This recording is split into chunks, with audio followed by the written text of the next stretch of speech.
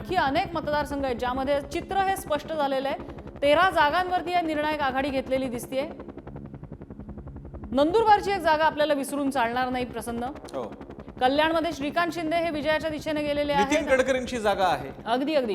आणि राजाभाऊ वाजे आत्ताच नाशिक बद्दल आपण बोलत होतो। पुण्याची मोहोळांची जागा आहे, मोहोळ यांची जागा आहे। कोल्हापूरची छत्रपती शाहू महाराजांची जागा आहे, 54,000ची आघाडी, नारायण राणेंची जागा आहे। तिथे सुद्धा आता जवळपास 20,000च्या आसपास ही आघाडी गेलेली आहे। मुंबईतल्या मात्र आघाड्या अशा 5-10 हजाराच्या आतबाहेर असल्यामुळे त्याच्याबद्दल कन्फर्म नाही सांगता येते, पण बाकीच्या ठिकाणच्या बऱ्यापैकी आता कम्फर्टेबल मेजॉरिटी दिसू लागली। 13 जागांवर निर्णायक आघाडी त्या उमेदवारांची बघायला मिळते। अगदी।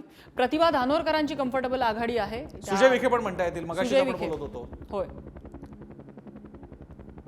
कोल्हापूरमध्ये शाहू महाराज छत्रपती 54,000 मतांनी आघाडीवर।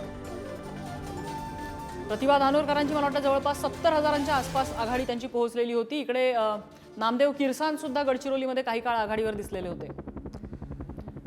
एकूणच महाराष्ट्रानं सुद्धा बॅलन्स दिलेला आहे। अर्थात हे घाईचं ठरेल की लगेच लोकसभाचं टेम्पलेट विधानसभेवरती कसं लावायचं, पण शेवटी लोकांचा कल आहे।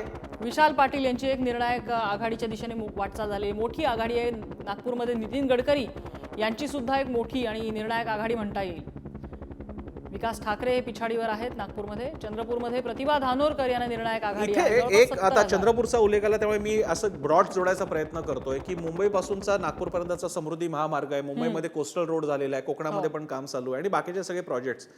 त्यामुळे जनतेचा मनात यावेळी नेमकं होतं काय, कारण भाजप प्रोजेक्ट काय करत होती, आम्ही या गोष्टी करून दाखवलेल्या आहेत। समृद्धी महामार्ग ही एक फार मोठी सेलेबल इलेक्टोरल गोष्ट होती की आम्ही हे तुमच्यासाठी करून दाखवलं। मुंबई नागपूर आम्ही 8 तासांवरती आणून दाखवलेलं, काय 6-8 तासांवरती, पण इथे मात्र गणित जरा बदललेली दिसत आहेत। रवींद्र वायकर 3,000 मतांनी आघाडीवर आहेत। अटीतटीची लढत मुंबई वायव्यामध्ये, मुंबई